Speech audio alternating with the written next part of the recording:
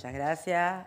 Saludar a sus señorías, al consejero, pues darle nuevamente la bienvenida a esta comisión parlamentaria, y digo nuevamente porque no es la primera vez que comparece aquí, muy al contrario, ya lo hizo durante 2 años y medio, del 17 al 19, porque en esos años también era responsable de este departamento, con lo cual yo entiendo que a usted particularmente lo podemos calificar de repetidor. A efectos del resto, si no recuerdo mal, de los miembros de este gobierno. Cierto es que en aquel momento las competencias que tenía la consejería eran más limitadas, eran carreteras, transportes y puertos, y ahora pues se amplía también a la gestión del litoral y también a vivienda, que estaban en otras consejerías. Dicho esto y agradeciéndole nuevamente su comparecencia en calidad de repetidor, pues yo sí que le pediría que nos exponga pues lo que viene en el título de la comparecencia, es cuáles son las líneas estratégicas, los planes, los objetivos y los ejes principales de su consejería en las materias que ya les mencioné, y que en este mandato, insisto, son de su entera responsabilidad, y reitero, me refiero a obras públicas, a movilidad, a vivienda y a gestión de nuestro litoral.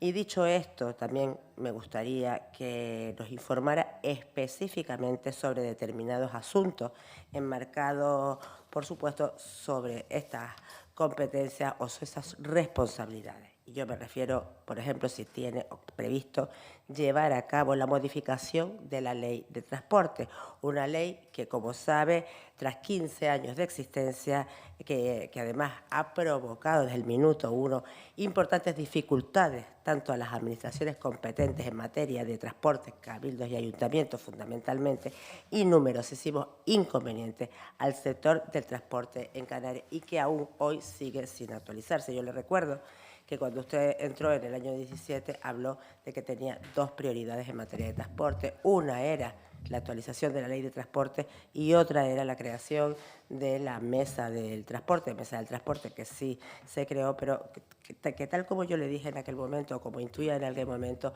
realmente no es suficientemente operativa por la cantidad de personas, de organizaciones que la integran. Pero bueno, esa es verdad que en ese aspecto la cumplió, pero la de la Ley del Transporte no, y me gustaría que me dijera sí la va a actualizar, y no solo sí, sino para cuándo. Luego, además, respecto a la bonificación del 100% de las tarifas de transporte de la que usted ha hablado, que lo comparto, pero hay una cosa que tiene que tener en cuenta también, y que creo que nadie habla de ello, y es qué medidas va a tomar para auxiliar a las empresas operadoras que están absolutamente, se les ha cortado absolutamente la tesorería, lo que obtenían de los usuarios, y están con grandes problemas de liquidez. Entonces, obviamente, muy bien mantener el 100%, pero hay que acometer ese problema. Luego, con respecto al transporte aéreo, usted en el año 18 afirmó categóricamente que no se podía llevar a cabo, digo en el aspecto de la elevada, de lo que se habían elevado los precios y que estaban absorbiendo gran parte de la bonificación del 75%, que no se podía llevar a cabo obligaciones de servicio público como en el sentido de, o como fin de poner precios de referencia y evitar esas desmesuradas subidas de precios, sobre todo en periodos específicos, cosa que además no solo beneficiaría a los canarios, sino también beneficiaría a los que vienen de fuera, fundamentalmente a los turistas. Eso lo planteó en aquel momento. Yo le pregunto si sigue opinando lo mismo, y si no, ¿qué medidas tiene pensado tomar para solucionar este problema? Porque está claro que de esta manera no podemos seguir. Luego, además, sí que en carreteras, como tiene previsto financiar la totalidad de las obras de carreteras que figuran en el anexo del convenio 71, ¿no? o sea, realmente el convenio tiene capacidad para financiar del orden de 24, pero son 71 y hay una cláusula de ese convenio que además firmó usted, donde dice que todas las obras que están en el anexo y que no se financien con cargo al convenio, las tiene que pagar la comunidad autónoma, las financia la comunidad autónoma, porque no se pueden incluir en otros convenios. Entonces, en ese punto, esa cláusula sirve, esa cláusula, o sea, ese convenio está formado por usted, y yo le pido que nos diga cómo piensa solucionarlo, porque, hombre, de 71 obras, 24 que sean financiadas por el convenio, las otras no se pueden meter en un otro convenio, yo veo difícil que la comunidad autónoma pueda hacer frente a ellas. Y en cualquier caso, de esas que sí no están realizadas, de la parte de lo que todavía resta de estar comprometido del dinero del convenio, usted habló de que la prelación la va a hacer en función de las obras que sean más necesarias en cada una de las islas. Sinceramente le digo, creo que con el dinero que le sobra no le va a dar para una obra de cada isla. Por eso que tendrá que tener una segunda prelación, ¿no? Y luego también, pues, qué medidas tiene previsto aplicar para el pleno desarrollo del Plan Canario de Vivienda.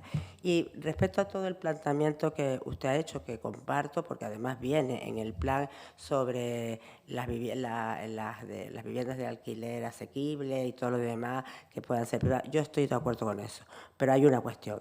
Las viviendas públicas, las promovidas por la administración pública, esas que llamamos viviendas públicas y que van destinadas a personas o familias que tienen menos del 1,5%, creo, del salario mínimo, esas tienen que promoverlos públicos, tienen que estar en suelo público. Y además la ley dice que tiene que ser suelo cedido por los ayuntamientos. Uno de los grandes problemas es que los ayuntamientos no ceden suelo, con lo cual, ¿cómo va a ser? O sea, va a cambiar la ley, ¿cómo va a ser para poder hacer viviendas públicas? Y, por último, pues, ¿cuál es la opinión y qué acciones prevé adoptar usted y el actual gobierno en general para la efectiva gestión de las competencias de la gestión del litoral, que como se me ha pasado el tiempo, después pues me extenderé más en este asunto? Muchas gracias. Gracias, presidenta. Bueno, consejero, yo voy a empezar por la ley de transporte. Usted sabe que yo tengo especial debilidad, que es mi terreno, que lo ha sido durante 28 años y que desde luego me ha dejado de verdad fría. Cuando usted sabe perfectamente los grandes problemas que tiene la ley de transporte, que desde que nació, no estamos hablando que se haya sucedido pues a lo largo del tiempo, desde que nació y desde el principio de su aplicación comenzaron a salir a la luz los numerosos problemas, para empezar, de interpretación de la ley, además de la evidente descoordinación con las normas que posteriormente fueron dimanando tanto las estatales como las de la Unión Europea. Pero es que la realidad es que, insisto, a estas alturas, a 2007, 2023, 15 años, no hay nueva ley, no hay reglamento actualizado, ni siquiera hay una adaptación de la ley a los criterios establecidos por la Unión Europea. Y esta situación no es gratuita, insisto, muy al contrario, ha provocado importantísimos quebraderos de cabeza de los cabildos insulares a la hora de la aplicación de los innumerables problemas a las empresas del sector y, por supuesto, a las propias empresas. Y que usted me diga ahora, no va a poder ser, esa no es su trabajo, su obligación, su responsabilidad, consejero, es poner toda la carne en el asador y consensuar con todos el que se pueda llegar a la ley que salga, o sea, que la ley que se aprueba sea aquella que todos los sectores o subsectores del sector de transporte salgan con el mismo nivel de insatisfacción, porque satisfechos no van a salir todos, pero por lo menos que salgan con el mismo nivel de insatisfacción. Lo que no me parece lógico que es que en la primera comisión de esta primera legislatura usted diga que no va a salir. Y yo es que además le pongo más ejemplos que también tiene que ver con la inseguridad de la ley de transporte. La Dirección General de Transporte, desde hace 2 semanas, ha decidido que para que las tarjetas de transporte nacionales se renueven, ¿no? Tiene que acreditar el transportista que en los 2 últimos años, ya que es cada 2 años, tiene que haber hecho una actuación, tiene que haber transportado mercancía o pasajeros a la península.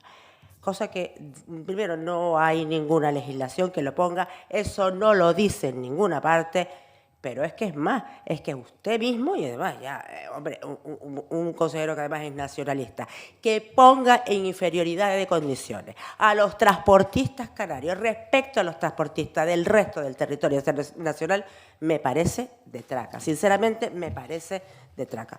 Entiendo que yo tengo una tarjeta nacional y yo como español, como somos todos los canarios, puedo hacer exactamente lo mismo que hace el de Murcia, el de Alicante y el de Islas Baleares, que tampoco tiene esa restricción, que quede claro. Y insisto, eso solo hace 2 semanas.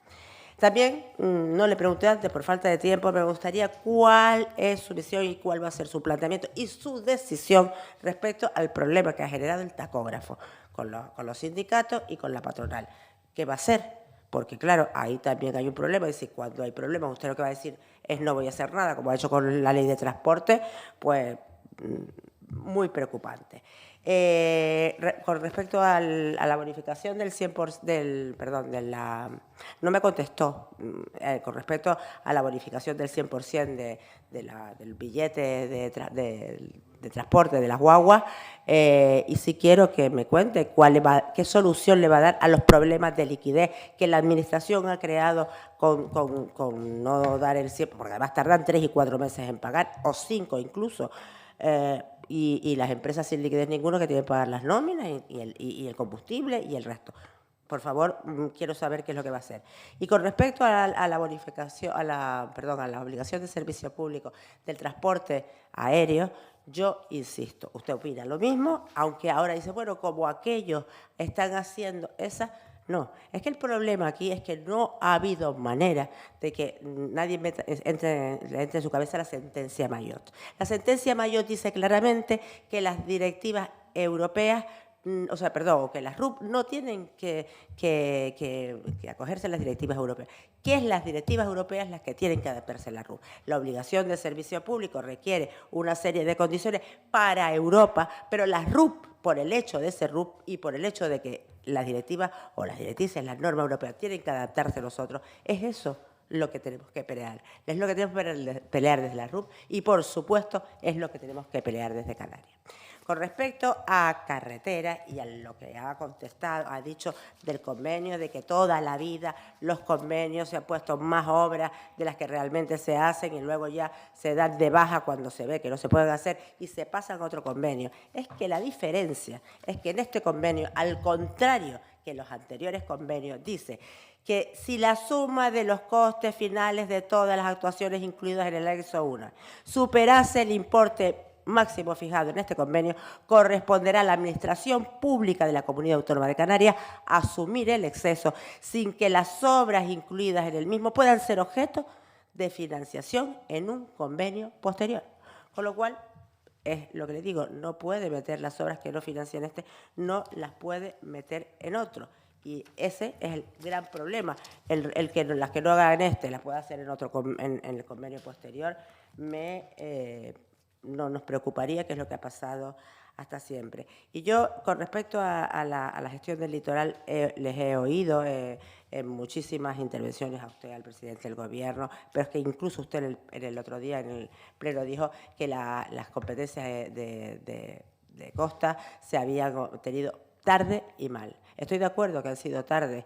Lo de mal, entre comillas, lo que pasa es que creo que hay que saber y conocer, y usted conoce cuál es el fondo de esta situación. Sabe que el Ministerio ha cogido así, se ha negado a entregarla, pero y además que han sido pocas, que tenían que haber sido más.